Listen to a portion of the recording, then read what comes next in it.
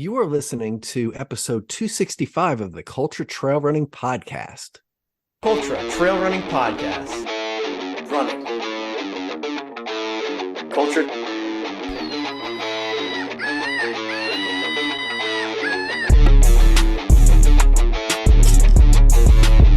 All right. Well, welcome everybody to the Cultra Trail Running Podcast. I'm your host, Art Byram, and I am joined today by the Cultra crew member, Phred Marolo. I'm here. I'm in the Welcome. dark, apparently. I'm not really sure why. Yeah, you just keep fading in and fading out. I mean, you're there full blast, but just like the video. It's kind of the story of my life, fading in, fading out, Yeah. whatever. Yeah. But we're all about the audio, right? Yeah, all about that audio. Yep, because video killed the radio star. It did. And we don't support that shit. No, I was there when MTV came on. It killed the radio star. It did. I think that was the first episode, wasn't it? Or the first video that ever hit, actually? Maybe. Yeah, let's say that. Yeah, let's go with that. Jimmy would say, fight me. Right? So somebody proved me wrong. What was the first video ever to appear on MTV? And I'm thinking that's what it was. It was either that or like the guy in the spacesuit, right? Right, that guy in the space, of course. Planting the flag and shit like that. Oh, well, yeah. But I think it was that. So, okay. So listen, there might be people who've never listened to our show before, Phred. So I want to let everybody know what it's all about. Who you know? You sure? Yeah, I think so. We kind of contractually, we have to have like the disclaimer in the beginning, just so that they know, and they can't say we didn't tell them, right?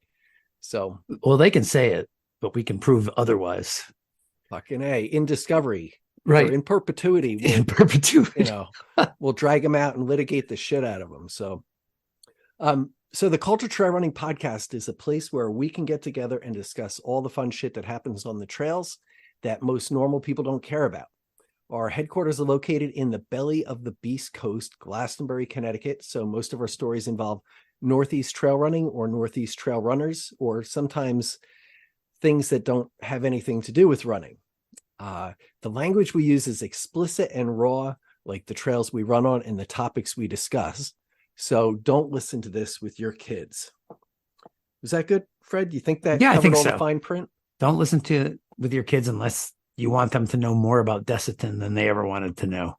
Yeah. It's like the fine print in Desitin. Yeah. Or the residue that Desitin leaves. That's right. The residue that you can never get rid of. Yeah. So if you're curious, if you're seeking a new type of lubrication or rash prevention, we're kind of like the rash prevention for life. Like if you're feeling like you're just chafing out there in the world, you can tune in here tonight or today and kind of have it all figured out for you. We're going to kind of smooth everything out and eliminate those frictional points in your life. You can use Cultra for rash prevention. That's right. Guaranteed. Yep. And it's kind of like Cultra's like Desitin, because like once you start listening, there's really no hiding that you've been listening. That's true. Like, it'll be all over you. Yeah. Yeah. And once it gets on you, you can't really get rid of it. So you'll be 112% saturated, in no time at all. So anyway, I think we may have Ellie Pell joining us a little bit later. Right? So I hear that's the rumor. Right. So, but besides that, I think that we have Phred's going to give us a very detailed report, first of all, of the Fall Fling. Oh, it was awesome. So there I was. Yeah. At the Fall Fling. One of the things that went wrong with the Fall Fling this year is the weather was not that bad. There was like a few rain showers, but it didn't pour the whole time. There was no snow. It really just wasn't a typical Fall Fling. So everyone was disappointed. But there must have been a lot of mud, though, right? Not enough. In fact, there's a bridge over Lake Lopresti now. There was no lake under the bridge. It was dry. That bog was actually dry. How can that be? How sad, huh? It is. Like, I have to remember that. Like, so I mean, I lost a shoe in there. I don't lose shoes in races generally. You could lose a child in there. Yeah. I People double probably knotted have. my shoe and it got lost. If you double knot your child, probably you would not lose. That's legal in Connecticut, I think. So it's a parental prerogative. So, but we're going to talk about kids tonight and things like that and things that we learned in school. So, I think that like I got a bunch of questions, Phred, and I think that's kind of what we're going to do. Do you have some questions tonight? I have questions, but let me continue on the fall fling. For Oh a yeah, moment yeah. because I'm sorry, I kind of interrupted it's on our kid theory, our kid thing. Because I ran so hard I walked the first loop with Enrique Fidike Teo, and we talked about our kids because we have kids who graduated Cheshire High the same year. And the chosen one is a sophomore at UVM right now. And Enrique said something that made me think that poor chosen one had parenting issues, because he said he might want to go to law school. And I was like, oh my God, you must be so sad that he would want to be a lawyer. Wow. But Enrique seemed okay with it. Maybe it was just me. He was probably just being kind to you, Phred. Yeah. Like, right? It's not so bad being a lawyer, right? Right. There's Phred. He seems like a nice guy. He's a lawyer. I don't want to say anything. Maybe he was just scared shit of you. Like, he's like, oh, fuck it. Phred's a lawyer. I think it's against the law to say anything bad about attorneys because they're going to sue you in their presence anyway. Right. Yeah. Oh so, so Enrique's doing well. I had a lovely time. I saw our own Celeste was there volunteering and adding her particular brand of enthusiasm. Very good. Of course, Michael was there. Michael Lepresti overseeing the whole thing, RD and king of the trail mixers. And he had his whole family there helping out. Very good. It was really nice. I don't love that course because, it's a hike up that hill, and then it was slippery through the power lines there where they have the boards that you can run on. That was all like a little mucky, and I did not fall, but that's really not my kind of course. But it was fun. I had a good time. It was nice seeing everybody. Oh, and Michelle O'Neill Pom Pom showed up at the very end. She was volunteering. Very end for me. She was volunteering for the last couple hours, so she showed up. Wow. It was okay. Nice. That's cool. Yeah. That's very cool. Yeah, it's always a good race. It's a great run if if you want to practice getting your shit together, it's a great place to do that, like how to get in and out of an aid station, because there's a lot of them, right? Well, yeah. I mean, there's one aid station. Yes, but it comes every 2.2 miles, right? Yeah. So yeah, it's like you have to like not, and there are people there. There are always going to be people So like you have to like be able to manage, like, I'm actually in this race and I can't just like stop and hang out with Celeste and sit on a park bench for a while and shoot the shit. You can't. People do. People do, but you gotta keep it rolling. You do, yeah. Well, that's good. So good for CT Trail Mixers for putting that on again. Now, is that in Southington? Is that the town that's in? It is. It's in Camp Sloper, which is a YMCA camp in Southington, and it's really kind of right on the western shoulder of the ridge there that has the Metacomet up on it. Yeah. Yeah. So this is Connecticut, right, Phred? It's Connecticut. It's lovely Connecticut, and it's actually not a bad intro to the type of trail that you'll run on, not when you get onto the actual trap rock, but like leading up to it in Connecticut, like random rocks and roots covered by leaves and varying intensity of elevation. So it was, it's actually not a bad entree into trail running for people who want to give it a try. Yeah, it's just like trail running, right? It's just like trail running light, kind of. It is. Yeah. And it's also the torture. The one thing you do have to worry about there is that because it's a timed race, you start to do the math, and if you're really racing it, at some point you're like, okay, this is how long it's taking me to do a lap, and this is how many laps I think I could possibly get in. And then, sometimes it's like, okay, I'm going to leave myself with 10 minutes on the clock. And you're like, okay, that's fine, but sometimes it's like, if you're knocking out, I've had it where I was knocking out like, at the time, like 21-minute loops or something like that. And then I would leave myself like 19:45 for my last lap or something ugly like that, or for the last 2 laps, so that you start a sprint like an hour out from the end or more, just trying to get your last loops in, because, every minute that you spend on the earlier loops, you're going to have to try to make it up in the last loop. So I find that fascinating, by the way, because I think that your brain knows exactly what it's doing to you. Sometimes you're going to definitely get that last loop in and finish with a minute left, and your brain, you've triumphed over your brain's lazy side. And sometimes your brain, like, somehow or other, just jimmies it just right so that you finish that loop with like 2 minutes fewer than you need to do the next loop. Yeah. I had that happen.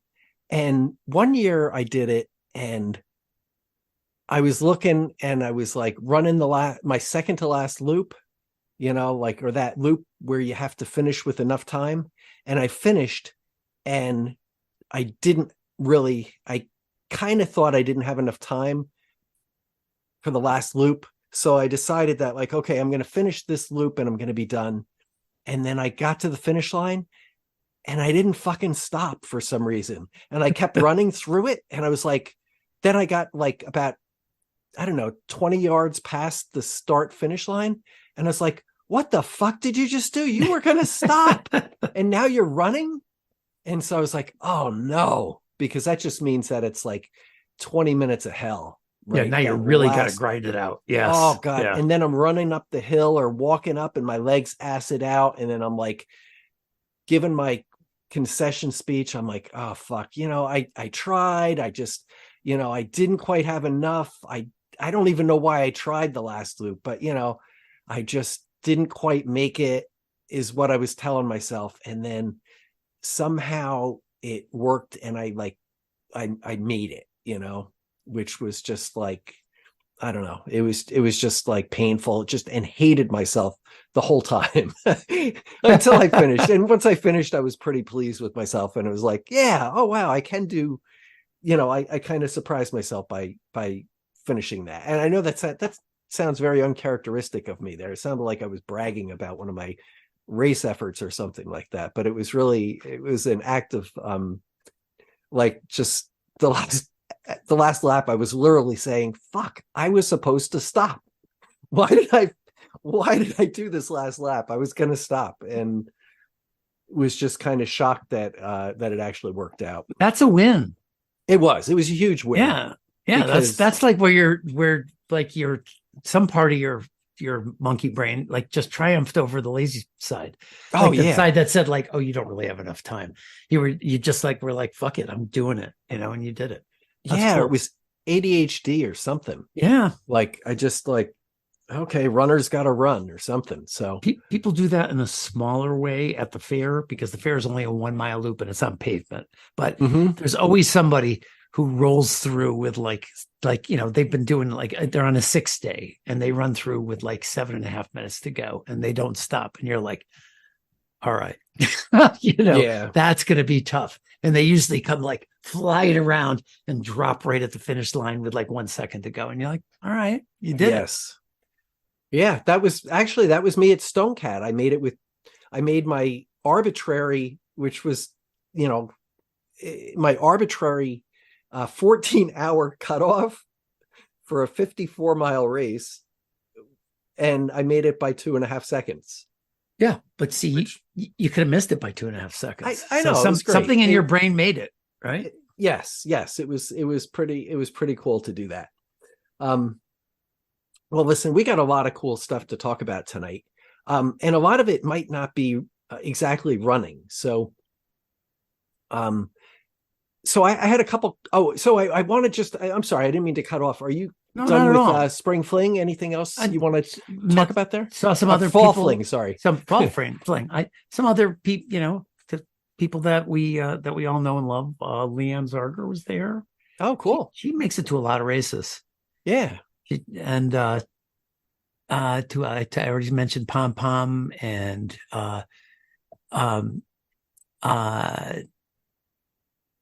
yeah. Was Sam there? I think he was, but I didn't see him.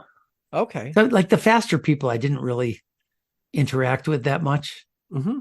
There was some guy running shirtless with a lei around his neck, and he was very friendly. I can't remember what his, I never actually met him. He was very friendly. Was it Don Ho or? He passed me quite a few times, and yet we don't know each other. Oh, okay. All right. But yeah, I don't know. Some of the good runners were moving pretty damn fast, and I admire that on those trails, because an ankle roll is kind of like a one bad step away, and yet they go tear ass down the hill. So good for them. Yeah, it's that race to do that. Now I never got. I mean, I know there's a couple people who I think got 40 miles there. I never got 40 miles. I think I got either 36 or 38. I think I got 38 one year, maybe. Somebody can check that out. That's a good day there in 6 hours and 40 minutes. That's a good day. Oh yeah. It was for me, it was a good run. It was very well, I wasn't there to, I was there to run the whole thing. I walked the hills and ran absolutely everything else I could. Just stopped to go to the bathroom like every 5 minutes. That's called Odendaling, I believe. Oh my gosh. Yeah. But it was fun. Billy Odendahl was there. There you go. There's somebody else I saw there. And very good. And Lauren was there as well. Excellent. Fresh off of her recent win at Roxbury. That's right. She won the Roxbury 50K, and there she was doing some trail work there. Very good. Very good. Well, congratulations to everybody who did that. Next year, that's, something to do if you're up for that. And if you're not running the Know Your Pace race. That's true, because it's on the same day. That's true. Let's talk about that for a bit. All right. I saw some pictures. Yeah. We had the 49th running of the Know Your Pace race. I don't actually know if it's 49 years, but Sounds good. Fucking make it up because nobody's around to tell me I'm wrong. Could have been the 9th running, but 49 sounds way better. It's well over. I would guess that that is probably over 30 years if I had to take an educated guess. I know that the club is coming up on its 50th year. It's probably, and that's Silk City Striders. They're probably just shy of 50 years of being around. When I first joined the club, we had a 30-year anniversary run, which was a lot of fun. So that was a race where we did a predictive run. You tell everybody how fast you're going to run the Manchester Road Race course, and then whoever gets closest to it, to the finish time, wins. So we had a lot of fun. I have to say, and this is like a fans only inside behind the scenes look. And I've mentioned many times on the show that I have ADHD, and sometimes that can fuck up your your task completion abilities or whatever you want to call it. So I fucked up pretty seriously on this, major, I had one job, right? And my job is just to make sure that I've talked to everybody who's going to do the actual work there. And the person who, and usually everybody shows up and does the same job every year. So most of the time it's like, hey, we're going to do this. You're going to do that. You're going to volunteer. You're going to do this. You're going to do, and everybody does the same jobs every year forever. And I sent out a notice with plenty of time and talked to everybody that I had to. And one person I sent out a note to, and I didn't get confirmation back from them, but in my mind I had, and I was probably just thinking that this person had responded the year before. But it happened to be, to figure out the results of this thing, there's math involved, right? Because you have to like right. you Not have to a have an lot, Excel but some. spreadsheet that Yep. calculates the difference between your predicted time and your actual finish time. And then this has to be calculated after you finish, and then you take the difference and then you rank those. So it's a simple Excel sheet problem, right? And transferring the finish times onto there. So basically, the person who was going to bring the laptop and the printer and all that stuff was the person that I didn't confirm with. So That's great. It was, I about shit myself in right before, like about, you know, after 15 minutes of like, you know, probably 35 minutes before the race was going to start, I confirmed with the person that they were not able to make it that morning. So luckily I had a guy called Mike Fromirth out there. He's a member of Silk City Striders. He was a fucking genius and was one of the people that saved my life. He and Tony Bonanno actually saved my life. So Mike entered all of the race data in with my wife. Peggy kind of gave him the data. So he entered all these in on his phone, on an Excel spreadsheet on his phone. Wow, nice. So he hand entered them like that. So not just their name, their bib number, and then their predicted time, and then their finish time, and then sorted the column with the finishing results in the rain. On his phone. So it was on his fucking phone. All right. And got it done. And it was amazing that he did that, which is just beyond me, because like I'm like, I can't like share a contact on my phone, you know. So just amazing that was able to happen. And then also we had this watch that prints out, like, you know, for the timing, and that kind of shit the bed right at the start. But we had a backup because Tony agreed to not run, because I was kind of panicking a little bit, and I just asked him to help a little, you know, to help a little bit extra. So Tony had his backup, and he was able to get the timing done on WebScorer, and it was and it all worked out, which is just like a miracle. So nice. Yeah. And it was good. And it was a good time, and everything came out fine, and, you know, lessons learned on my part. So I'll have to be a little bit more careful. I got a little bit too complacent. So but thank you to everybody who came out and ran that. That was you know, it's a very low-key run, and kind of on purpose. We even give everybody reflective vests, like orange vests, because it's open to traffic, you know, in the center of Manchester. So I saw the photo with a bunch of people with orange vests on. I thought it was like a DPW like reunion or something. It is. It's like sewer workers, you know, local 69. Yeah. So I was looking for the guy with the shovel, but I didn't see. That's right. Yes. And the thermos and the cup of coffee. So, but it was good. You know, it's $5 and it's a good time. And a lot of people got their seed cards, so they'll be able to move to the front of the pack in the Manchester Road Race on Thanksgiving morning. So how close was the closest person? I think it was 7 seconds. We had a couple people who were 7 seconds. So we've had them as close as 2. But this was good. You know, we had 7, I think it was 7 seconds. I should know that, right? But I didn't actually read the results. I had Mike, the guy who actually figured them out. I had him read them, or, you know, got him involved there. So, but it was pretty cool. I'm always amazed that people can do that. So speaking of that, I saw Mike Terracani at the Fall Fling, and the reason I'm referencing him specifically, well, he's a nice guy, but also when we Bill Odendahl was the new RD at Warmog last year, as you know, and we got there at about 5 a.m, and I had a bunch of t-shirts, and Bill had some like list of people, and he was like, I don't know, like where or how exactly we're going to check people in and stuff. And Mike Terracani said, I'll do that. I do it for the Hartford Track Club at some of their races, and just took care of the entire thing. So we didn't even have to look at it, which was fantastic, because it's, it's just one of the hassles of being an RD, like trying to check people in. So, Oh yeah. So he was volunteer the par extraordinaire by, just taking that completely off our shoulders, and we didn't even have to like sweat that at all. Everything went perfectly.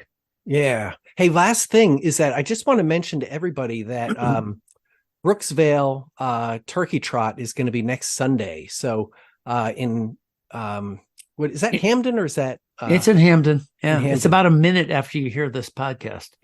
Yeah. So if you're hearing the podcast, you should just like run right over and do that. Just get there. Get there. And now just see, this is like perfect timing, because we just talked about we just talked about some races and stuff that we did, and now we're going to have our good friend Ellie Pell joining. Oh, there's Ellie Pell. Oh, Hi Ellie, how are you? I'm good. How are you? Good. So good to see you. Thank you. What's How's it say it on going? that hoodie? It says not famous but known. Okay. Okay. Nice. It's actually a bagel store in Connecticut. It's called Pop-Up Bagels. I don't know if you guys know of that because you're in Connecticut. But anyway, I love bagels and I'm from New York, but we don't have good bagels out here. But anyway, I got this sweatshirt like way before that. And do you guys know David Hedges? Yes. Of him? I know like, of him. Yeah. He is like the FKT on Nolan's. Anyway, so we used to have these discussions about, I don't know, just random deeper stuff. And I always pick on him because he's very serious. But whenever I can make him laugh, it's like the best day ever. And so I just got us these sweatshirts that just says not famous but known. And so now it's got like tons of stains on it, like peanut butter, chocolate, like everything. So I just wear it at home. So I like you if I wear this when you're around. There you go. That's the thing about hoodies, is that like they're fine for a while, and then they get like stained, and then you're like, oh, I don't know. Is this really like, is this going to work? Right. So. It's like at my worst low moments, I'll like, the people that like wear pajama pants to go grocery shopping. It's like, don't wear this sweatshirt to go grocery shopping. I just checked to see if I was wearing pajama pants. I'm actually wearing a pajama top because that was my day. So, well, it How sounds are you like guys? We're doing great. yeah. What did I miss? So we just actually talked about boring running stuff, right? A couple of local races. Yeah. Gross. Yeah. Yeah. So all I good. just listened like 2 days ago to your episode last week with Lila. Is that her name? Yeah. I am so stoked that she's crushing. That's so cool. She's so young, and like I really hope that she embraces the trail, and that's so cool. Oh, she there's no doubt. Like, I mean, I'm sure that you heard it in her voice. So just to for people who might not have heard all the Stone Cat episodes, so Lila's she lives in Maine, and she was the state champion for cross country in her sophomore and her junior year. For her, they have 3 divisions. She's in the middle division, and she won the state championship in that division, sophomore and junior year. And then when it came time for her senior year, she made the decision that she didn't really want to do that, and she wanted to go after longer distances and things like that, and kind of move away from the structure and some of the I guess like the intensity of the misery of cross country. Yeah. And it's pretty much of a grind. Yeah. And took it to, and she's just absolutely bubbling over, over trail running and over like going longer distances. And like we said, so what are you looking at? And she's like, oh, I have so many races I want to do, so she got really excited about like, I don't know, really excited about different races that she wants to do. And she's like 20, so there's like it's such a great attitude to have at that age, to be able to, look out there and just know that, she's got a lot of time to hit all these. So Yeah, and then you guys tried to get her to do the cut, and I was like, don't tell her that. I know. Oh no, what a terrible influence. That was art. Yeah. That was, well, no, Actually, it might have say- been Celeste who said it, you know? She kind of did. I was Yeah. thinking maybe she should do the cut 50. Like she would, you know. I think she should do like the Vermont 100 or something first, you know, I was something where she thinking can run Vermont. fast. Yeah, Vermont would be Yeah. good for her. Yeah. Lots of dirt road. She would fly through that race. Oh, yeah. No doubt. So, I have some. So tonight, I thought we would try something a little bit different. Unless there's anything, Ellie, is there any big news you want to tell us there from Boulder? There's not too much big news happening here. No. Like UTMB hasn't renamed the town of Boulder or anything. Like, Well, they're voting on that this week, so we'll they see. are. It's going to be UTM Boulder. Yeah. UTM Boulder, yeah. It could be. Oh my gosh. Do you ski, Ellie? I don't ski. I get asked that every day at work. So I think that there are a lot of people that would like me to ski. So I might have to do it this year. But I have not skied ever before in my life. Phred, I am 5'9" and I've been that tall since 8th grade. So I played basketball and volleyball. Those are my winter sports. Right. I skied a lot when I was really young, like 13 and 14. And then when I started running, I really always saw skiing as just a chance to twist my knee. So I did. So I just stopped doing it. Yeah. But when you're out there and there's so much skiing, that's what I was asking. Well, the thing is what I like about running too is like you literally can like walk out your door and be doing it. For here, it's like you have to drive 2 hours and sit in 2 hours of traffic, and then you ski, and it's really expensive, and then you drive home. And so for someone like me that doesn't sound great. But I have a new friend, and he does a lot of Nordic like backcountry skiing. Backcountry skiing, yeah. That's cooler, and so I'm into that because you can actually do that around here, and like in North Boulder Park, they groom the trails and stuff. So I'm into that more than like the going to like a downhill ski mountain. So you don't have to have like this like special like designer clothes either if you're doing backcountry skiing, right? Yeah. Just the normal not a fashion thing. sacks. You can wear a hoodie. Right? You can just wear a hoodie that's stained with some peanut butter oatmeal. stains. Yeah. The stains that you listed for your hoodie sound like the major food groups though. So that you've got that I going, think that right? those are all the things you need to keep you satisfied. I did try a new nutrition thing on my run this past weekend. I went for the OG vanilla frosting. And it was quite nice. Actually, it sat. So I'm pretty happy about that. Like just like a Betty Crocker in a bag or something? Yeah. Betty Crocker. Wow. That's cool. I used to work in a bakery, actually. So you did? I did. Yeah. Just for a little bit there? as a summer job. Just like I did like dishes, like, and the dishes were stacked up higher than I was. Like, it was just like, and I was very high. So they stacked the dishes, like all the cupcake pans and all this stuff. But I got to clean this big mixing bowl that like I had to stick my whole head and both arms in it to reach the bottom of it. And sometimes it would have like remnants of frosting. So I could like literally take a whole scoop of frosting with my hand and just like, and just like eat it. That sounds kind of sickening. A little sickening. Oh, it was so disgustingly good. It was, at like, I was probably 16 years old. So it was all very good. It's good when you're high. Oh yeah. It's very good. There you go. So I thought tonight we want to try something a little bit different tonight. So I think, Ellie, did you do your homework or no? So I had a little bit of a longer day at work. So why don't you guys get us started with the questions? And okay, all right. And there's probably enough questions here to get us started. Phred, did you want to start with the question, or do you want me to ask a question? I do. Okay, why don't you go have first? It right here on my phone. Defer to you, sir. So can you you didn't really prep me too much. So are these like facts? Like I'm gonna have to answer, or are they like, describe a time when you saw an animal and it talked to you, or like, I don't know. It's yes. No It's, rules. No there's rules. no Okay. rules. This Okay. is You this can have isn't a serious road running. questions, or Okay. Yeah. These aren't road running questions where there's rules, and this isn't marathon investigation where we have like rules. I'd like to ask a question about them, but we'll get to that. I don't have a question about them, but we can.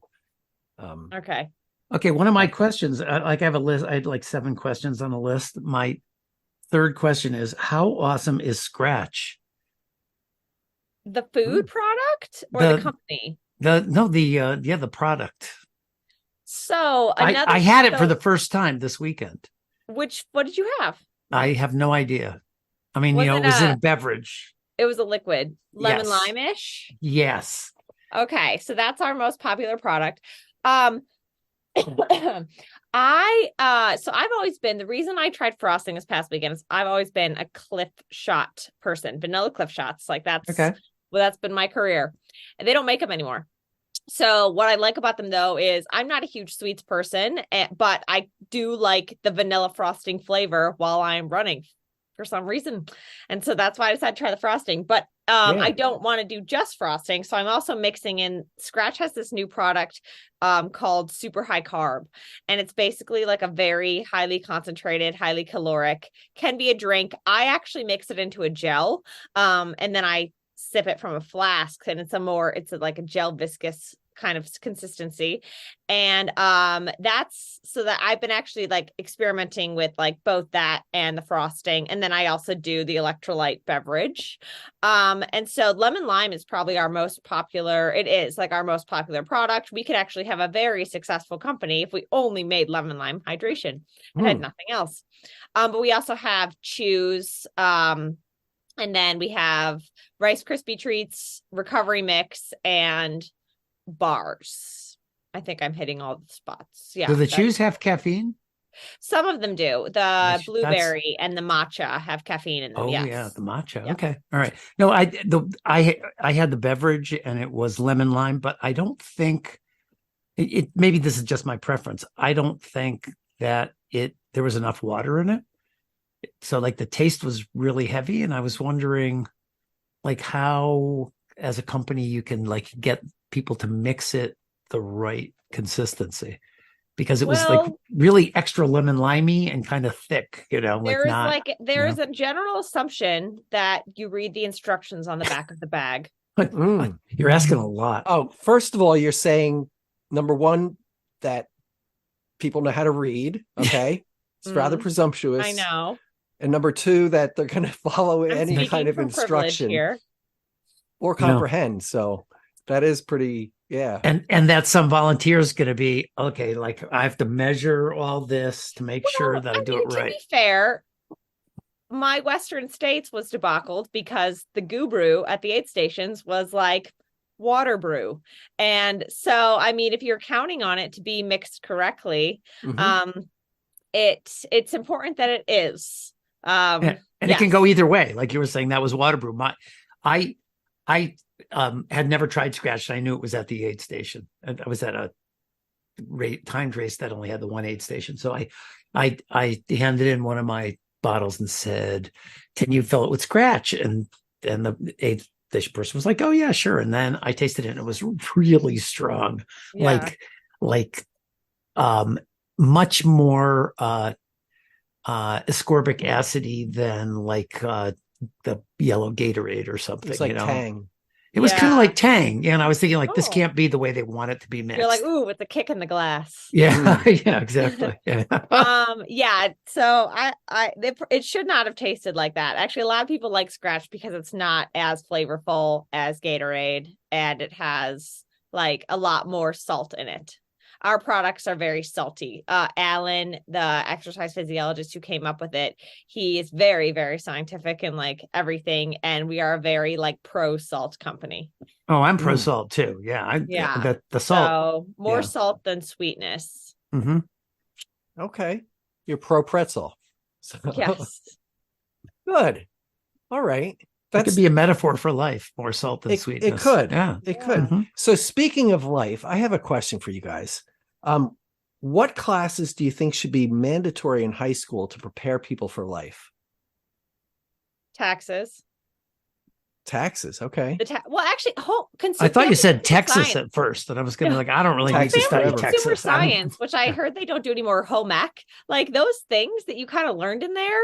That was also like, it was also common sense class, like turn off the flame when you're done boiling water, or like, this is how to sew a shirt, or I don't know. We did a lot of like weird stuff in there. And but I don't think we learned how to do our taxes. That would have probably been helpful, or like what they even are, or how to balance a checkbook, how to manage your money, things like that, I think would be pretty helpful. And now I think like there needs to be like a social media or online class, like how to like not regret your life in 20 years when you see what you posted online. That's probably true. My son did have to take he graduated in 2020, he had to take a personal finance class.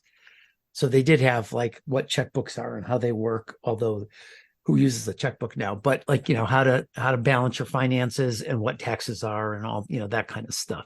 So he did take that, but social media class, that would be great. I think kids could use that. Or even like a unit on it or something. Not even a class, just like this is, like how and when you're in like 5th or 6th grade, like all the girls go to one class and you have like the thing on the women's health, and then all the boys go, which actually I kind of think that the boys and girls should actually be together and they should do it all together, and just like, this is how it is. So I think they should do that now. But I don't know. Yeah. Like a unit of like, this is what you should not post on social media, or like this. I mean, you can, but you might regret it later, or stuff like that.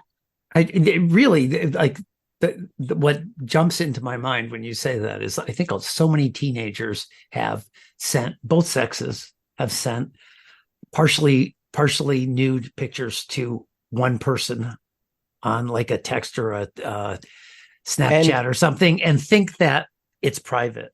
Like in their mind, it's private. I apologize for that, Phred. I apologize for that. But famous people have done it too. Brett Favre did, sent a dick pic, but like, you can't, like, come on, you really like you need a class to tell you that that's not private. Everything you put out there is public. I remember when I was subbing for like a 3rd grade class, and I remember we had this actual discussion, and I told them like, you need to assume that you're always on camera. Yes. And I don't mean from the school, I mean from like your peers, like just assume you're being watched. And like, that's not to scare you. That's true. And so like, some of it is like good normalized behaviors that people are embarrassed about, but also, and like, you think you're the only person that's experiencing this, and that's not true. You should talk about it. But also like, you're being watched by somebody. Like for me, when I was little, I was always being watched by the Lord. Now you're being watched by everybody in the world. So like, pick who you think it is. It is true, I mean, because you're always going to be, somebody's always taking a picture. Yeah, that's true. Yeah, and it might even be me, like in Whole Foods. Watch out, like you're doing something weird. Right. I'm taking a picture of you. Wow, excellent. How about you, Art? What do you think? What classes do you think should be in school? Well, yeah, I think they should have one. I think that's definitely important. I like the finance one. Was good. Like, where I learned my finance from Susie Orman. Oh, I know her. Yeah. I read like one of her books, and it was like, you don't have to be, and like I read like The Millionaire Next Door and a couple other books that said like, you know what, you don't have to like be big and flashy with your money, because that's not going to get you there in the long run. And just because you have a credit limit doesn't mean, or a limit on your credit card doesn't mean that you should spend all of that money, like, and you should pay it off every month, and you should, just teaching the time value of money, and I don't know, the whole thing, compound interest, right? Yeah. I think teaching people the time value of money, and just to how to live within your means. The day he read that, Art sold his pinky ring. Made a good buck. Yeah. And then I started a podcast right after that. Right. And then it was like finance. I was going to retire, but called Rich Art, like, Poor Art. Rich Art, Poor Art. That's it. Yes. It's all down. So yeah, I think that would be good. I also think that like the scouting program Like if you I was look gonna at, say like something where you learn like directions, like using an yeah, actual map, not your phone. mhm, Things like that, like how to start a fire. Like, but yeah, not in Colorado. Um, like just things like that, like how to be outside. Like I wish I had those things. Like, and I run outside, but I mean, what do you do when you see a bear? Like, what do you do when you yeah. see Oh, a tick? Like, what should yep, you do when you come in from the brush? Like, I mean, things like that. Don't try to yeah, yeah. reason with the tick. I think that's bad No. advice. Yeah. So there was just like a big hubbub on social media from, I think it was a runner in California, ran up to a bear and, With you know, cubs, the bear had got cubs.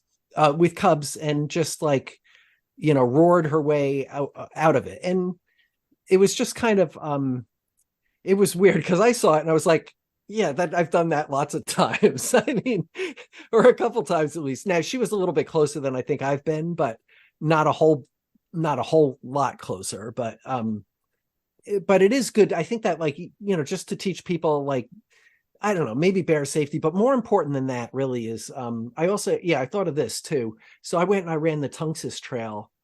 This is a trail in Connecticut. And unfortunately, in the middle of the trail, they had built a housing development.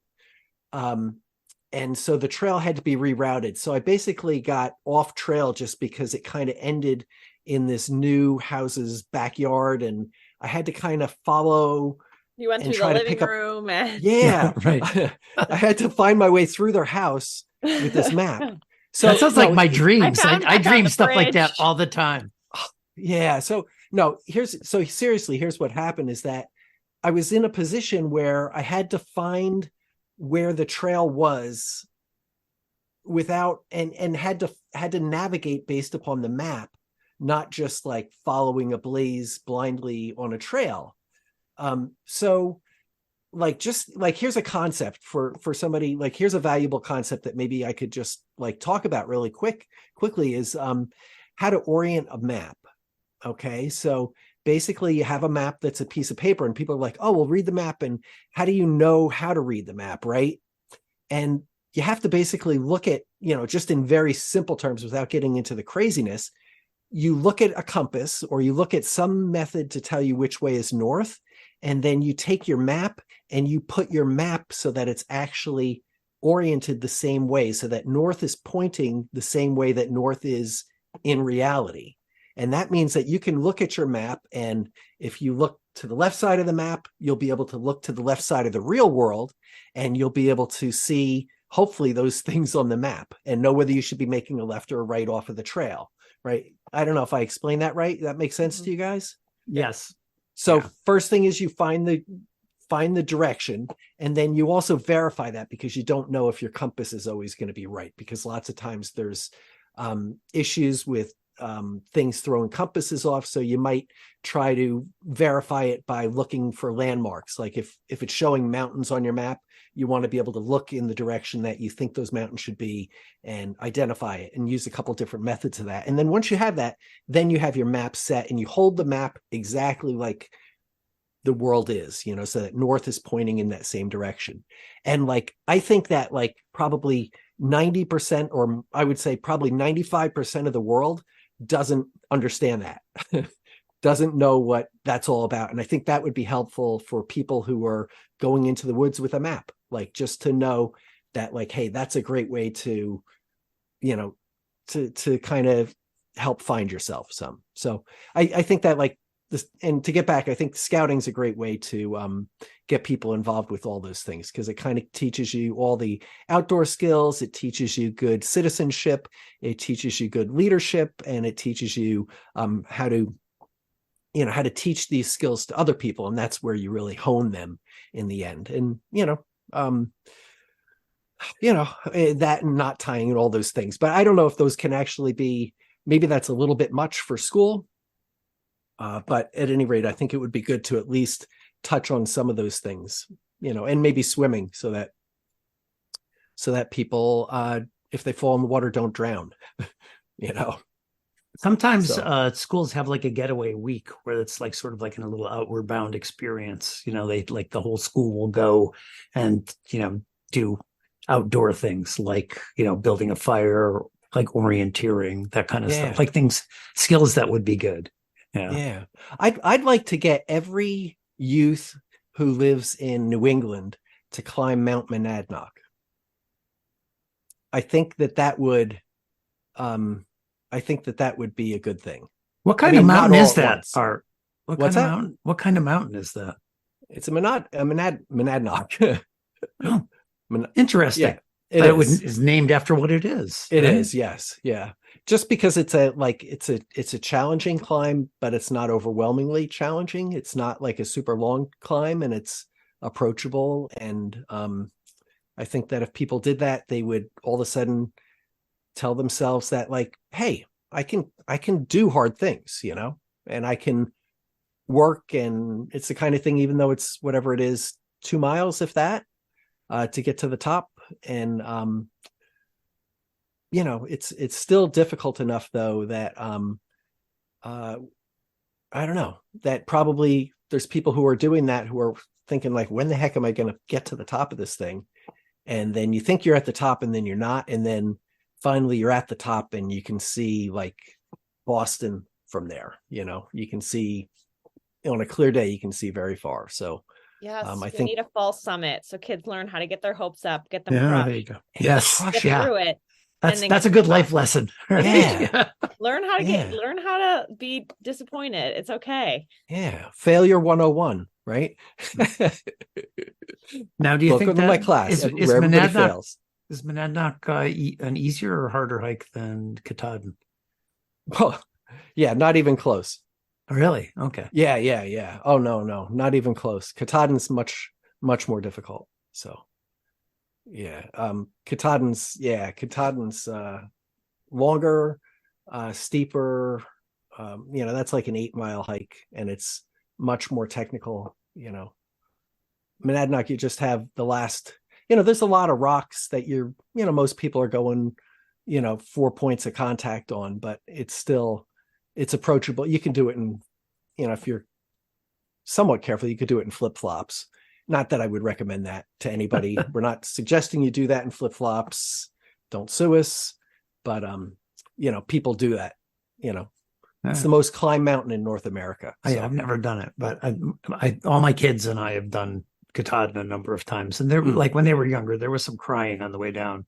Oh, so, yeah. I cried the one and only time I went there, like 2 months ago. So my daughter, who's not that athletic, went up when she was about 9 just to prove it to her older siblings. And holy crap. I said to her, you have to leave 50% of your energy to get back down. And like, we were about 2 miles from the trailhead, and she was like, I used up all my energy to get to the top. I don't have anything left. I've been lying. Wow. So just kick my body off the trail when it's over. That's basically, she was like, I'm just going to lie down here. Can the rangers just help me or something? And we were like, no. You got to, get to the parking lot. That's, what goes up must come back down. All right. So what's another question? By the way, on that first question, I think kids, both sexes, should learn shop. Yes. Like just like home ec is a subject. Tech, yeah. I think shop is great. Like learning like how somebody like does auto body work or like, that kind of stuff. So many people, I think in some ways we're bifurcated because now they have vocational technical schools and regular high schools. We're bifurcated even at a young age, and like people who are going to work in cubicles or in offices from people who are going to work with their hands. And I think it would be good if the people who are going to work in offices know how to work with their hands. Yeah. Yeah. Just general like maintenance, changing your oil, changing changing a tire, doing like basic stuff around your house and stuff. It's definitely worthwhile to learn at a young age. I took a double shop class and then took cooperative industrial education. So I took no study halls. I didn't take lunch. And then I worked, and then I left school about 2 hours early and went to a job and worked for the rest of the day in a machine shop. So be like Art. Yeah. So it was pretty cool. It was, for me, it was the right thing because I was in trouble, and that was kind of like something that kept me engaged, you know. So Instead of prison, you can go to shop class. Yeah. yeah, shop class Perfect. was awesome. I guess I used to Shop sell the class, teacher my reform school. cigarettes.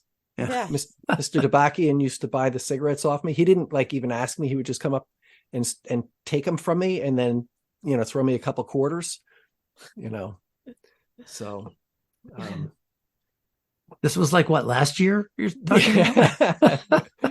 no, he would have been throwing me some, like, you know, some bills for the Oh yeah, a cigarettes couple of bucks now. Yeah, Oh that's my true. gosh. So should we choose to go to Mars? I saw a meme, like somebody said, if you could put one thing on Mars to just mess with some civilization that's going to get there someday, what would you put? And I think the standard answer was Elon Musk. Yeah. So yeah, should we go to Mars? Good question.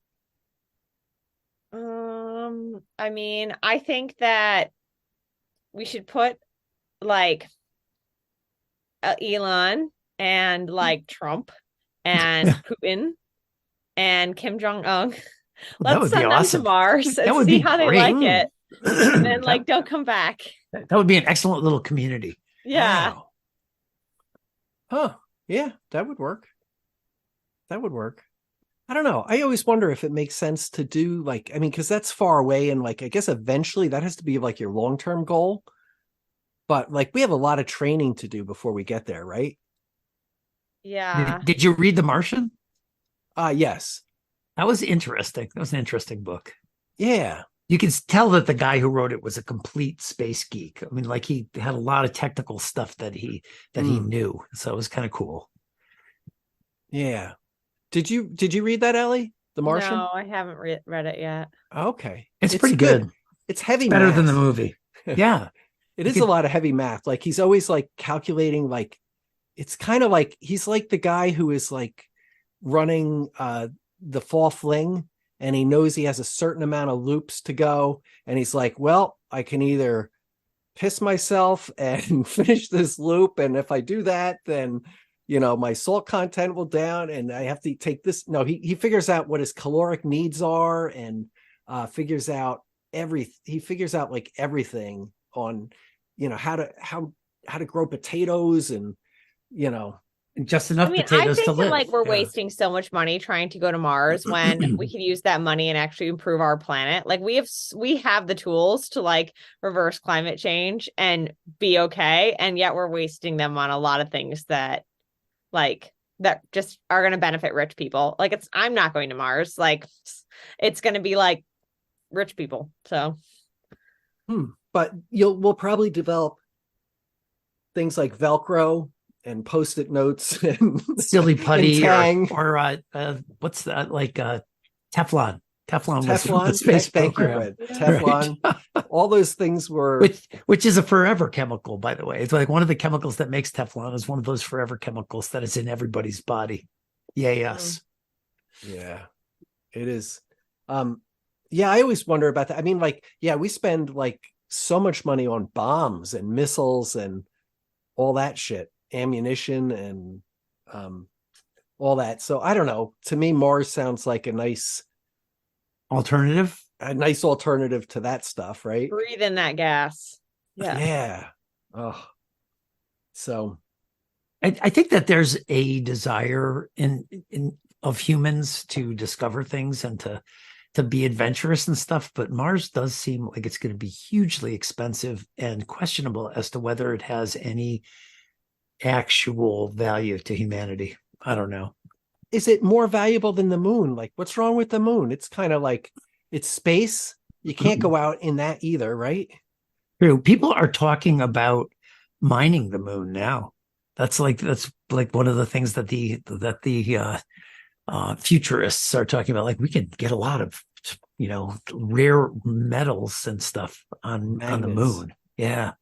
Probably it's probably Tilcon. They probably want to make trap rock. They found out that the moon's actually made out of trap rock. They're going to quarry the moon and bring it back. Yeah. Rare cheese. Yeah. There you go. Rare. Yeah.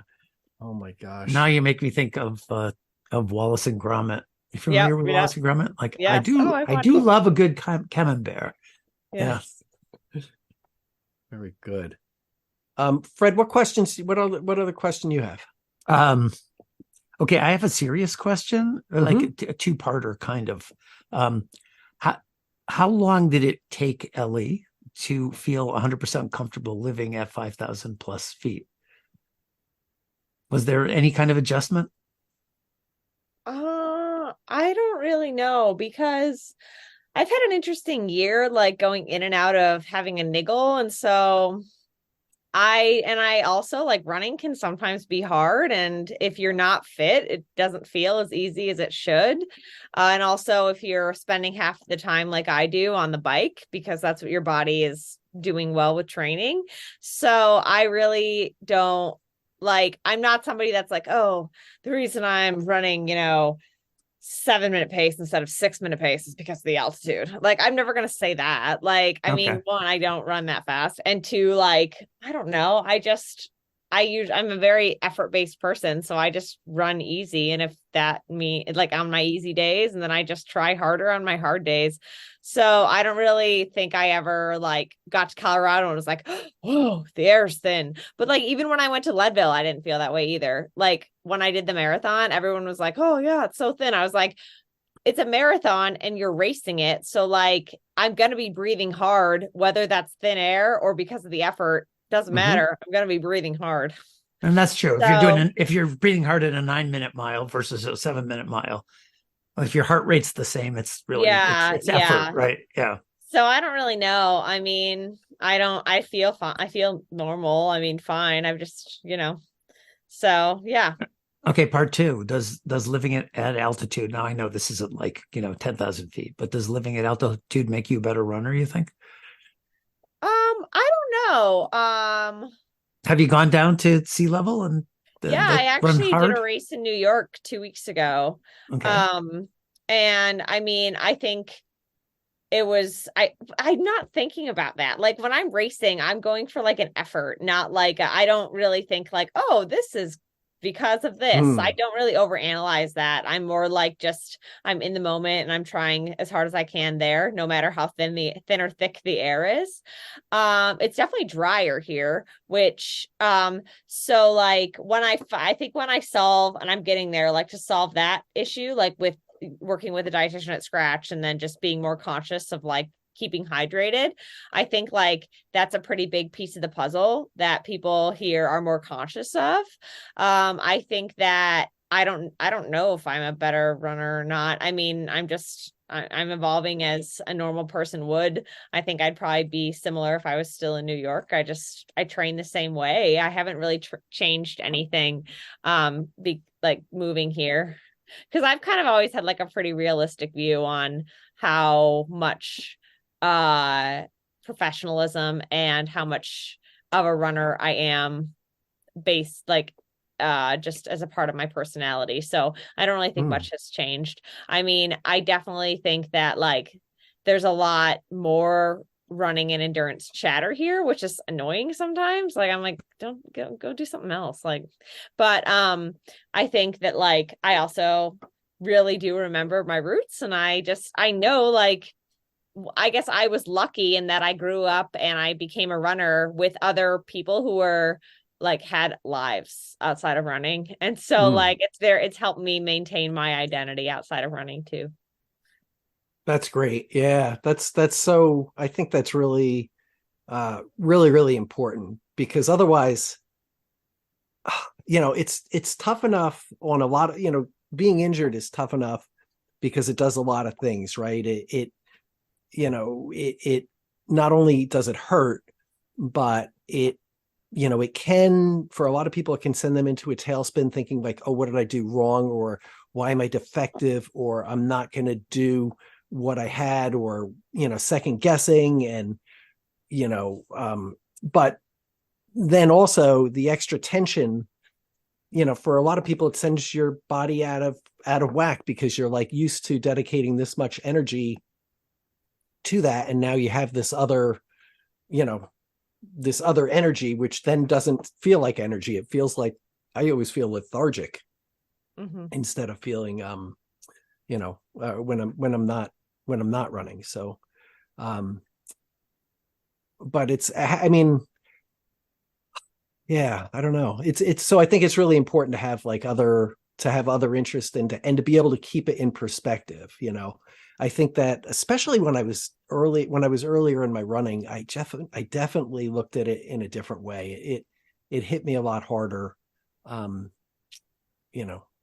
Being injured hit me a lot harder because I kept thinking instantly, and maybe I don't know, maybe I still feel this anytime that I do get injured. Anytime I get injured, I'm feeling like, oh, it's all over. It's like, that's it. It's done. Okay. So I think I feel that way more sometimes now because I know I have a limited amount of time that I can keep doing long distance running. So if I have like a bad season, I'm like, shit, that could be my last one. I might only have one other one or something, It does change. I have to say is that my thoughts on that have changed in the last 5 years, that I definitely feel more mortal, where like 5 years ago, I was like, yeah, whatever, it's a long time. Now I'm like, yeah, I'm going to be retiring in like maybe 5 months or something like that, and like that idea, like even saying that is like, holy shit, that's like, and then I start to look at like how many 60-year-olds there are in the race results, and there's not a lot of us, right? I mean, I'm not 60, I'm only 59 3/4. So, so it does, I don't know. I think it does take on a little bit of a different thing, but I'm also kind of like resigned to like, you know what, if I couldn't run, I'm going to find whatever it is that I like to do, and I'm going to do that, Yeah. And I think it's become a lot more accepted and also just like normal for like people that are aging to still do things like have hobbies and get out there and stuff. Like, I don't think you necessarily, it's like, oh, you're getting old, like you should just sit there and then die. And it's like, I think that it's not, I think there's a lot more like people are encouraging of older people to still participate in whatever way they can. And I think that's great because I think like 20, 30, 40, 50 years ago, it was like, oh, well, Ethel is slowing down, so we're just going to get her a chair. Yeah, and, she's 48. She's slowing down. Right. I feel that pressure though from people, not like my peers necessarily, but like in general, like I think there's that, like, I talk to a lot of people who are 40 who are like, yeah, I'm getting old, like you listen to some 40-year-olds and they sound like they're getting old, but like, I don't know. It's, I guess like it's starting to like, it is starting to be there though, like the idea that like, and everybody's different and this doesn't matter so much, but like the fact that like I never had to worry about a cutoff for the most part, like a couple of years ago, 5 years ago, I never even looked up what the cutoffs were because it was like, it's not gonna be in play. And now, all of a sudden I got cut off at a race and I was like, holy shit, what just happened, at mid-state. And then like since then it's happened like in the last 2 years, it's happened like a couple times now where I've been like made it by 2.5 seconds or or got cut off, and I don't know, whatever. It's kind of like it's a different feeling. Like I'm okay with it in some ways, but in other ways I'm like, oh, I don't, it makes me kind of reevaluate it a little bit too. So so we were out, Ellie, Art and I and our spouses at Celeste's marriage, her ceremony, and Peggy said, yeah, Art's fat now. And I was like, whoa, you can't call my boy fat, and he was like, no, it's okay, like it hasn't been my best year, I'm fatter than I was. So I mean, I've really started to embrace like in the past couple years, just my thinking around that term has changed. It's just a description, and I don't think being fat is bad at all. So like I know it's like it's still really radical because like diet culture affects everybody and it affects men and women, and like But just recently in the past couple of years, I've really tried to like, my thinking around those terms have changed. And so like, I really like, it's kind of just like, I'm 5'9" or I have brown hair. Like, people are fat. It's okay. Like, I know, not but a when big you, when deal. you're a 60-year-old, a male runner, like putting on that 10 pounds that you're trying to get rid of it's a thing, you know. You feel like, am I going to be able to get back into like my, marathoning shape or ultra marathoning shape? I mean, but I guess like I challenge you, like, should that be your goal? Right, You're like, right. Yes. like No, it 60 shouldn't. Does years it old, like fucking- you've had so much experience, you've given the world so much. Like, I think there's like a point where it's like your body is like, that's the only one you got. And if it wants to hold on to weight, and like, I mean, that's just like, that's the way we were made, And I don't know. I mean, I know there's going to be a point where like, I'm not this tall asparagus looking thing. And, I think that like, that's just the way your body changes, and it's okay. Like I really, I struggle with like, and I'm trying to challenge the beliefs that I was brought up to believe. Like, I don't think being overweight is necessarily something that we should, I really don't think it's anyone's like fault. I think that it's really easy to be like, you're slothful and like you can exercise or eat your way out of whatever shape you want. And that's just not true. And the science says it's not true. And so I think that like, there are some things it's like, you can't really like, you honestly can't prevent yourself from getting cancer or from getting sick or stuff like that. And I think obesity is a similar thing. It's like, or fatness, it's like, you sometimes can't prevent it. And like, so there's, but it kind of stinks because like, all of us have had like the circumstance where we've ate too much and just feel so like, oh, we're just so full and like whatever. And so like, that's automatically what we think of is when we think of somebody, or even ourselves, if we're like put on some weight or are fat, and like, that's just like not the reality. But like, it's hard to divorce ourselves from that when we've been told that by society for like ever. Oh yeah. Yes. And the other thing is that I find it's kind of funny because when you look back, like I remember distinctly being up in at a family function, and it was probably like almost 15 years ago, and I was literally I might have been 15 pounds lighter than I am now, and like just feeling a little bit self-conscious just because I had like a little bit of like a thing on my bathing suit, like something hanging over the, whatever, the way the bathing suit sat or something like that. And one of my cousins said, "You have body shame?" And I was like, well, yeah, I guess I kind of do. But now I kind of look back on it and it's like, you know what? Like nobody really gave a shit back then. And nobody really gives a shit now. And as much as nobody will ever care as much as you do. I know. And I look pretty good back then. And I probably look pretty good now, or at least like whatever, like nobody cares anyway. So like, why can't bathing suit shots of art will be in the show notes, everyone. Yeah. Of course. Like everybody doesn't already have them, Phred. It's really too bad because it's like, you never will be correct. The goalpost is always moving, but it's not like in a good way. Like, if you're striving towards some sort of goal or like some sort of thing, and like, you're like, okay, I completed this and now I can try to get better and do that. It's like, you meet one thing and then there's something else and there's something else. And a lot of it is stuff you just can't control, like a crooked nose, or like, I don't know, you think your eyes are too close together or something. You can't control that, but there's just like, something's always wrong with you. And that really sucks that's just like always in the background of like everybody's life. It's not just women, it's it's not. We all judge ourselves. We can't let that get to us, because it's like, if you do, it's just a spiral. It's just a cesspool that's going to drag you down. It's like looking at, for me, it's like looking, why isn't Cultra as big as 10 junk miles? Or why isn't, or why don't this, how many downloads do I have? How fast am I as a runner? And that doesn't really stop. Somebody's running a 2:30 marathon, right? they probably think like, oh God, I'm not like a Kenyan, I'm not like a 215 or a 210 or a sub 208 or a Kenyan, or I'm not breaking the, this record or that record. And it's like, okay, you got to just like enjoy what you're doing. I mean, there's a difference between trying to make a living at it.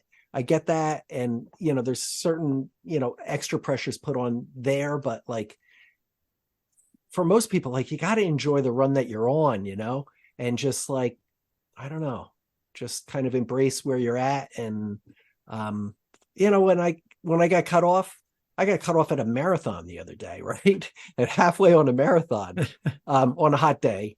And you know what? I made a good day of it. I went and I visited with my brother. So, and I really, at the end of the day, it wasn't like this devastating statement about who I am or my self-worth or anything like that. I was like, yeah, fuck it. I mean, did I want to stop? No, I would have like, but I kind of was also okay with stopping because, I had sweat like a, sweat away half of my weight and everything like that. And I was, so it all kind of worked out. But I don't know, self-acceptance. I think that like I can put myself in a spot where I'm not going to be happy with my speed, with my, that's another thing. Like you want to feel bad, go start shopping. If you can do that by looking at houses, you're like, oh yeah, I got this much to spend on a house. But then, oh, well, it's in this town. Oh, is it in this town? Is it at the shore? Is it at the waterfront? Is it the, if it's, I don't know, you can always find something that you can't have and feel less than, it's very easy to have that happen. And so like, and it doesn't matter because once you get that, you're going to still say like, oh, well, I have a house on the, right on the beach, but I don't own the island house, or whatever. So. Yeah. It always reminds me of like, whenever I am self-critical, sometimes I think like, would I tell that to like a 3-year-old Ellie? No, of course I wouldn't. That's so mean. And then also my coach manager, Aaron, he has a 3-year-old daughter named Frances. And I know that like Frances does not know like what I look like what my stomach looks like how much I run or whatever. Like, she knows that I gave her a pickaxe after I got back from Leadville because that was the prize. But like she just loves me. And like, that's, like, and so she hasn't like been indoctrinated yet into what she should look like, what I should look like, how fast I should be. She just knows that like her dad and I are becoming best friends and she loves me and that's all that matters. And like, when you look at kids like that haven't learned how cruel society is, like, then you can be like, okay, I'm fine. Like this child loves me and it's fine. So be more childlike, right? Or just like, I don't know, be more childlike because like, but more just, I don't know, kind of like see yourself the way a child would see you. Right. See value through their lens. Yeah. That's good. That is good. That is good. Wow. Okay. So I have to stop shaming myself for being overweight. Oh, okay. Yeah. That's right. Well, Don't party at my house. Just like the story you told, for years when I was in the best shape I was ever in, I would self-consciously like touch my my belly fat just over my belt, like to see how much was there, because it was never perfectly flat. And I, eventually was like, why are you doing that? That's like really, because I just couldn't be like, I couldn't be satisfied with how I looked, then it was going to make me slower too, of course, because, if I could lose that 5 pounds, that would make all the difference. But the thing is, like, unless we're in it for the pure money of it, or for, other, and I was never in it for the money reasons, like, thankfully it's a challenge against ourselves to bring, for most of us, competition is showing up on a given day and giving the best that you can for that day. And for me, it's walking away, assuming that this is what I'm after in a given run. It's walking away that I took that extra lap, right? That I tried to get and tried to finish within a time. And then I tried to, catch the person in front of me rather than mail it in. When I reached that crux of the run, that I opted to push myself a little bit, and that's if that's what I was after for the day. Right. If you feel good about yourself. But, sometimes we set ourselves up that no matter what we do, we're going to be like, oh, I could have done better. Well, a lot of times runners are like that, like no matter, particularly like, if you're running a fixed distance, you can run your best 10K and go like, oh, if only I hadn't slowed down on that hill, I would have taken another 10 seconds off this. I did the worst thing in the world. I ran I PR'd at Boston. Okay. My first time running Boston in 2007. And I had run like a 2:19 prior to that, or excuse me, 3:19. Sorry, 3:19. And then I went to Boston and I ran a 3:16 flat. Okay. 3:16 flat, which was, for me, it was an outstanding race. It was all I could have asked for, right? But I didn't run a 3:59.59. I was like, fuck, 1 second I could have been a 3:15 marathoner at that race, and so it's weird. Like, that's one thing I do like about trails, is that it kind of takes that standardization of pace right off the table for the most part, so it kind of makes that easy, that leap easy. So, Ellie, are you still chasing your fastest marathon time, do you think? That isn't exactly a priority right now. I mean, in your mind, like, is it something that you think you might do? I haven't really thought about it too much because, I've just dealt with a lot of like niggles this past year. So, it kind of like shifts the focus to just being able to run consistently. So, right. Yeah. How long have you been seriously running now? Like 10 years. Well, no, I started running 10 years ago. Seriously running, maybe 2016. So wow. So maybe almost 8 years, right? Or 7 years, 8 years. 7 years.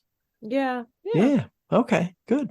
Now, before that, did you know you were fast and you just weren't like focusing super hard, or you were like just enjoying yourself? I was was a hobby jogger. Yeah. Like, the reason I'm asking is like, did you think like, oh, if I worked harder at this, I could be pretty good? Or were you just like, this is fun, I'm going to do this? Yeah, no, it was more like, this is free and it makes me feel better. And that's kind of it. No.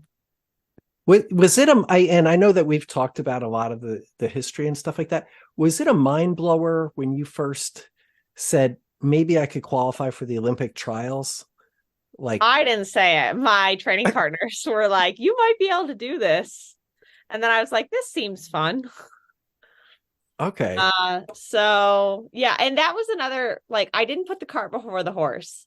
I Mhm. didn't really imagine like qualifying. I just was trying to be like that. That training cycle was the most fun I've ever had, because I was just really present. Like, I just did the training. I gave myself every best shot. I stayed injury free, which was, you can't you can't predict that. And, so I was just very present, and I didn't really think, I honestly, like, I didn't think about it until it happened. Gotcha. Yeah.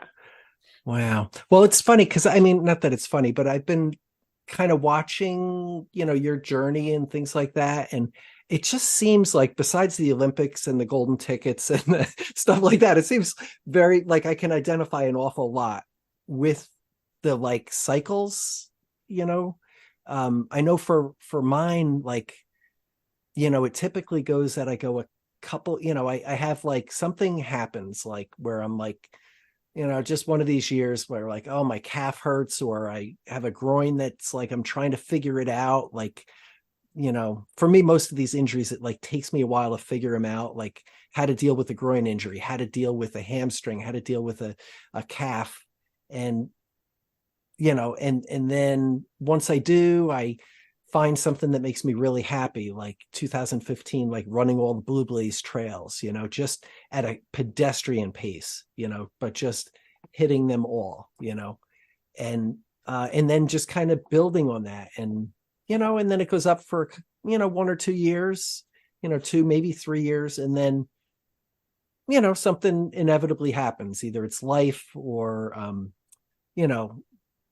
something happens, that kind of pulls me away from the running. And then, I go another year or two where it's down and kind of rebuilding and stuff. So, I mean, I think that's just the body is cyclical. Like sometimes it just needs time to heal. Yeah. And, I mean, my body gave me a lot in 2021 and 2022. And so 2023, I just needed to pay it back. And thankfully I got another job that was awesome. And like, I had other things to do. And so, yeah, it happened. And it's, I mean, at the end of the day, I still do this for fun. Like, yes. I mean, and so like, I think that it's the one nice thing I was thinking about, like living in a place like Boulder is like, I don't really have to justify how much time I spend at this sport. Like I don't have to, because a lot of people is like running is so hard. It's a punishment and stuff like that. I love running. Like, and I don't, and it's not like it's easy. It's hard, but I also really don't think that things that hard and fun, they can coexist. And like, that's cool. And like, I think that that's, and so, I think that like, I, don't really feel like if I'm not winning races, that doesn't mean I'm not justified in still spending time on this sport. And so I think that's like an important thing to embrace. I've really tried to, when somebody asks like, oh, why do you do this? Or why do you do that? It's okay to just be like, because I want to, or like, you don't need to have a reason why you do things. And I think that it's harder and harder to not feel like everybody needs to justify everything because we see these influencers online or like whatever. And they're like, this is why I do this because they want to justify the reason they're spending their time filming YouTube videos of themselves. And like, because it's kind of ridiculous when you think about it, but like, you do you, but like, I feel like they have to justify it. And now like us regular people who are just offline, we're just in our daily lives, it feels like we need to justify everything or like everything has to have a purpose, and some things don't have a purpose. Like you don't like I think that like just having hobbies is so beautiful and so wonderful, and I don't think you need to be trying to win your hobby or like your hobby doesn't have to have a purpose. You can just do it. And yes. I think that's just like, I try to remember that like running is a hobby and I can just do it because I like it, because it makes me feel good, because maybe that day I do want to do something hard and I just need to remember what it feels like to suffer. And other times it's because it feels amazing and I want to run in the rain, or I just want to spend time with friends and whatever. And it doesn't necessarily have to have a purpose. And I think that that's okay. Yeah, right on. And Ellie, I gotta say that it's really great to hear you say that, just because I could see that, like, I mean, God, I could just see, for me, that would be like, there's a part of me that is purely ego driven. Like, just, I know that like I do a track workout better when there's somebody watching me. I know as much as I mean, that's just how it is. I don't even know how to explain that, but it's just like, if there's anybody watching me, I'm going to do a better track workout. I'm not like going to be the, whatever, maybe I'll show up there to do it.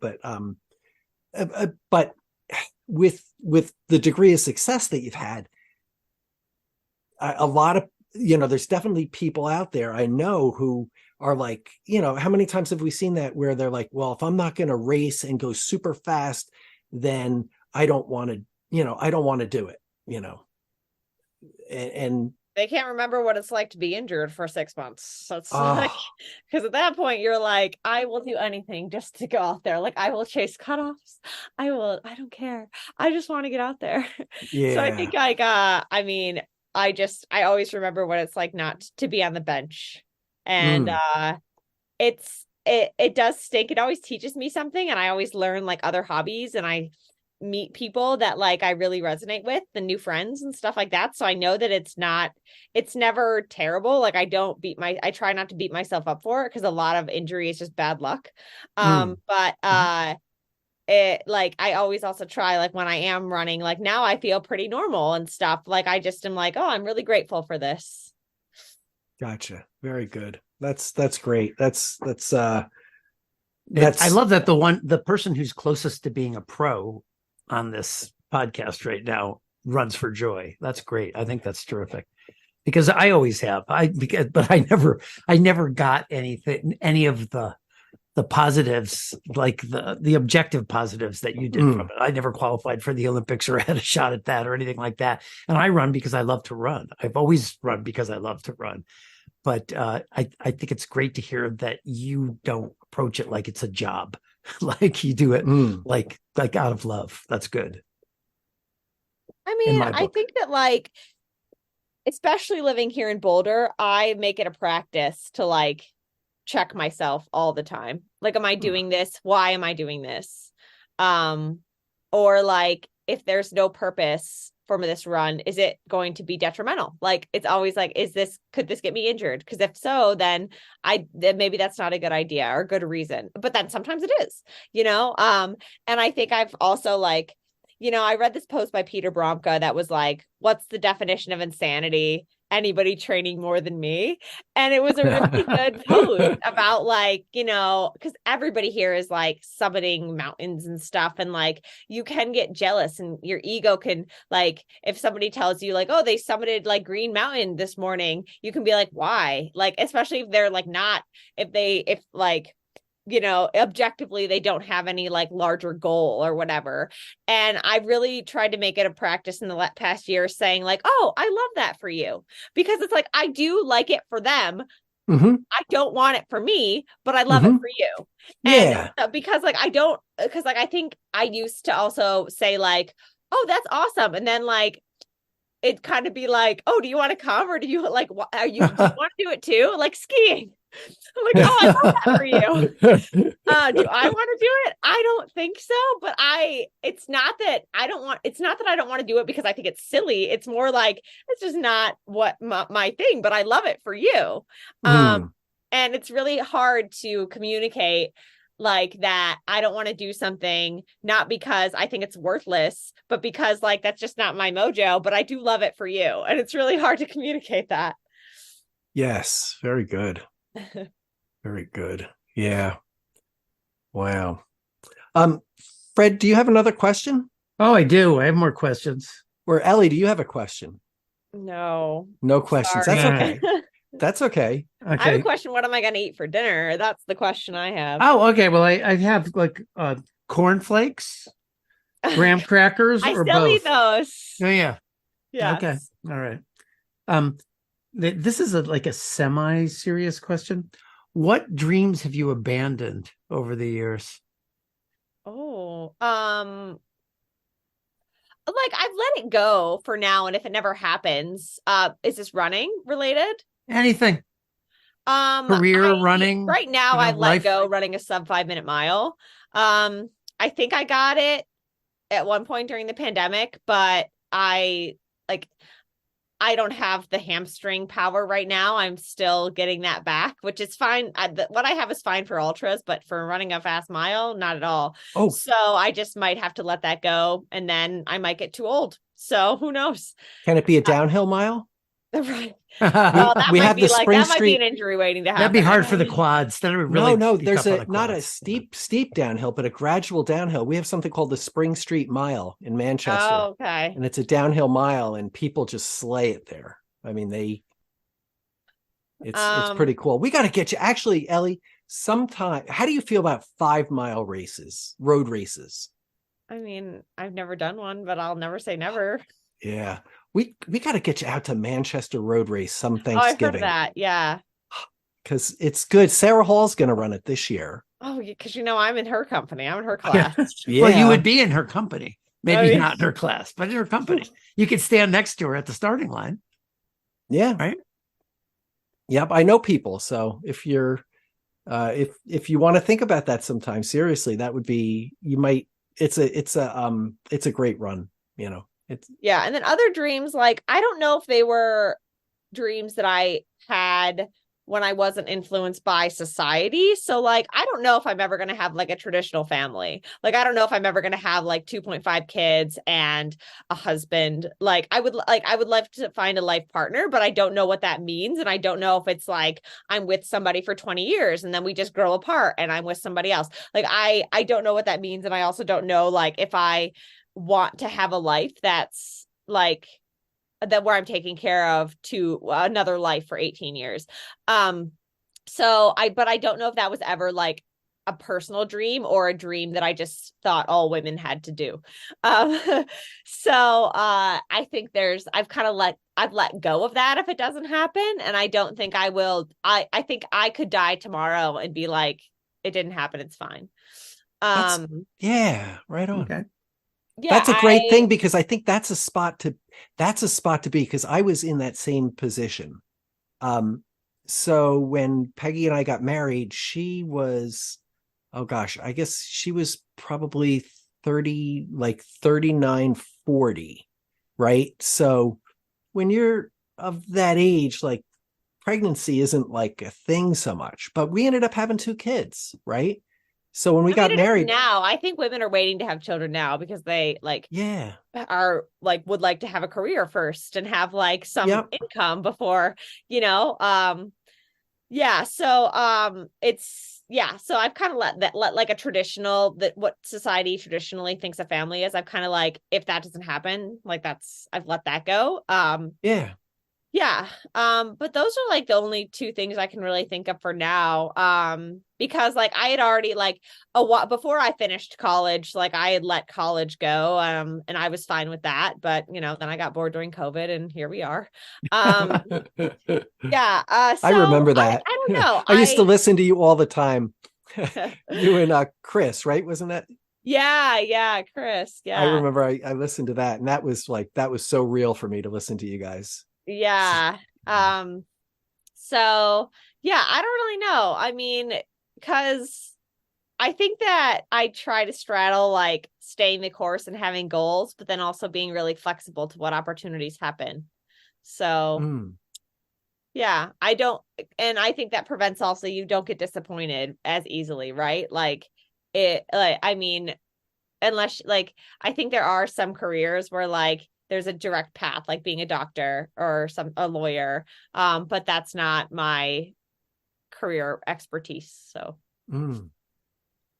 I think a lot of times, and I can say this because I did it, a lot of times people become something like a lawyer, that more than a doctor takes a lot more work than being a lawyer. But I think a lot of people go to law school because they want to be minted into a career when they come out. Like, I'm a something, as opposed to getting a graduate degree or something where like it's more flexible and you could do many different things, but you lack creativity as to like how you could see yourself in the world. So you go to law school, you come out, you pass the bar, you're a lawyer. Yeah. No, that's true. And my wife kind of regrets that she did that. Not terribly. She's a very good lawyer, but she just thinks like, if I were more creative, I would have thought of something else I could do instead of like, oh, I need to make myself into a thing, a particular thing. Gosh. See, when I was at that point, my idea was to be the complete opposite of that. I didn't want to define myself in any way. Even the idea of having a college degree was going to put me in a box too much. Because you're like that kid. You're like the kid. I was way too fucking smart to go to college. I just like wanted to like higher than college. I didn't want to be indoctrinated into the culture of the man. I just wanted to like read and interpret things in my own way, not in the way that a certain professor told me I had to. I wanted to read the data. And I did. I read, I was reading an awful lot and studying things and just find my way there. And then ultimately I ended up going to school and it was like such a wonderful thing. I just love college. I just loved it to death. I'm glad I waited. Yeah. Me too. Yeah. Did you ever see the scene in Say Anything, the movie where John Cusack is the guy's asking him, what do you want to do in your career? And he says, I don't want to buy anything. I don't want to sell anything. And I don't want to manufacture anything that's bought or sold. And he had this whole list of things he didn't want. Right. But right now I just want to hang out with your daughter. Right. Exactly. Love that. Phred, how about you? Have you given up on dreams? Yes. Yes, I have. Yeah. I don't think I'll ever run that sub 5 minute mile that Ellie, though I did. I'd like to run a sub 10 minute mile right now. One of the things I can tell you that if you really love running, just the act of running, if you love it enough, you will endure the slow decay of your ability to do it. Like you still want to do well, but you keep changing your parameters. You move the goalposts closer because you're like, okay, I still love this. I love it in the context of what I can get out of it and what I can do in it.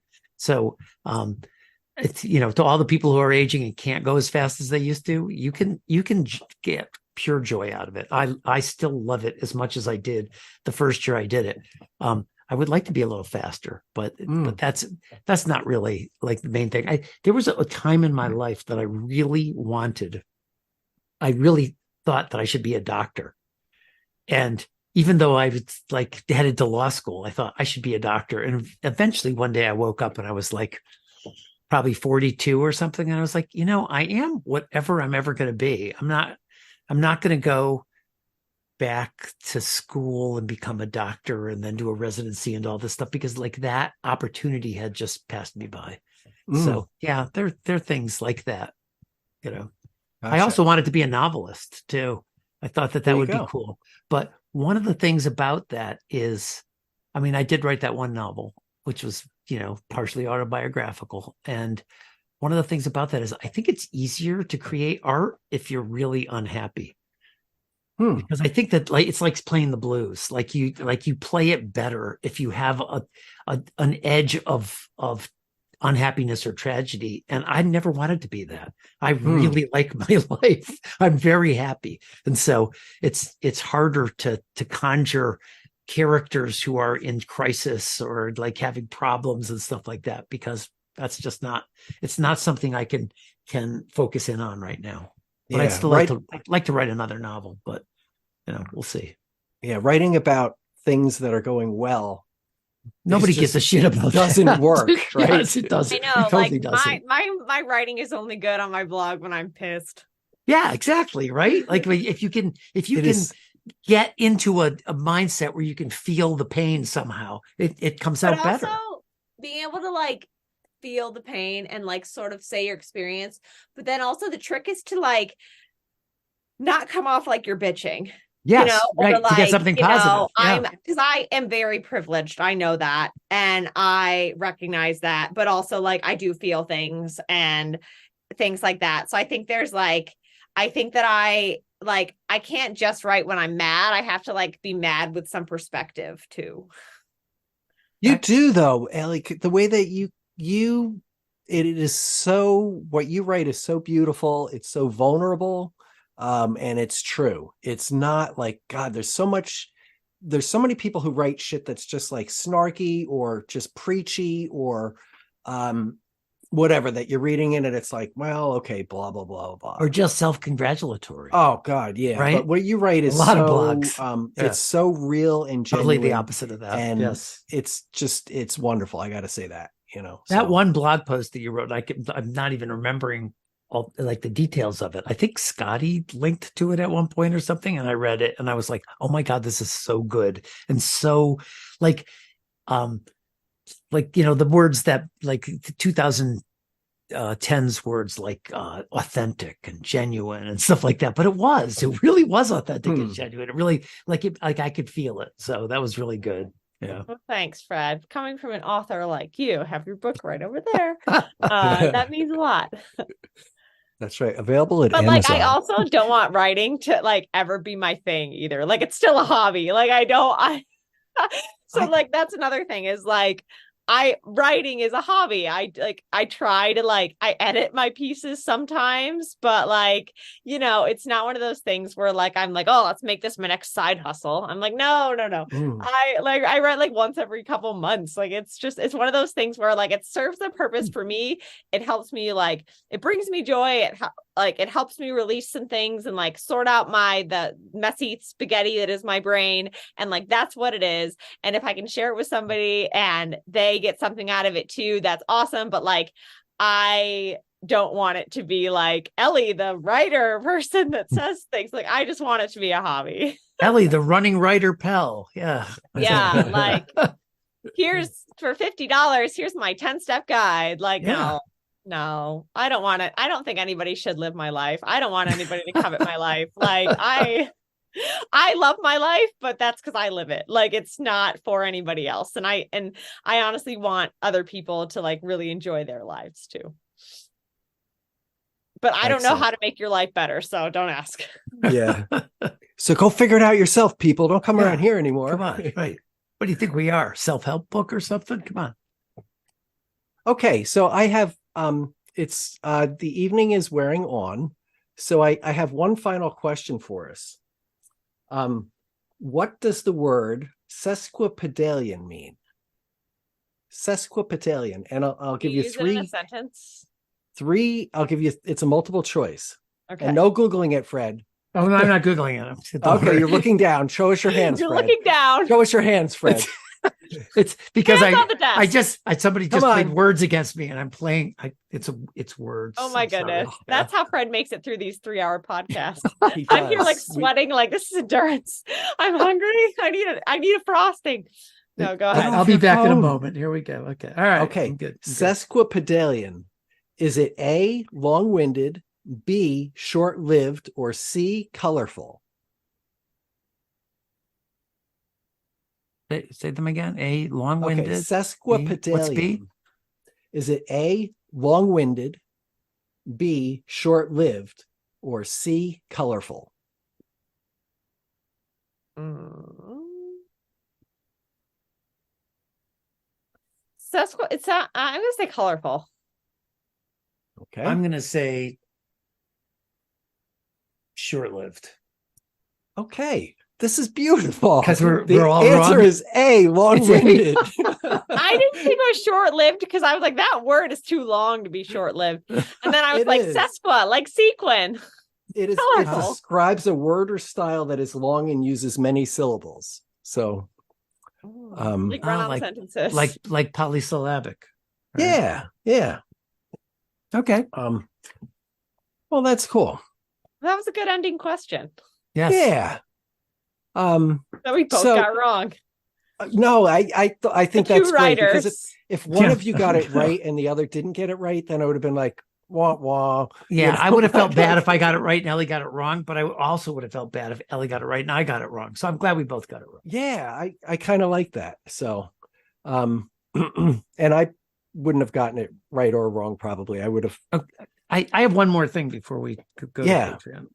What do you guys think of this act of Arnold Schwarzenegger's life? Do you have any comment, pro or con, like what he's up to? I have no idea what he's doing. I'd What is rather he- what listen is- to him than David Goggins, but it's also another big guy talking stuff.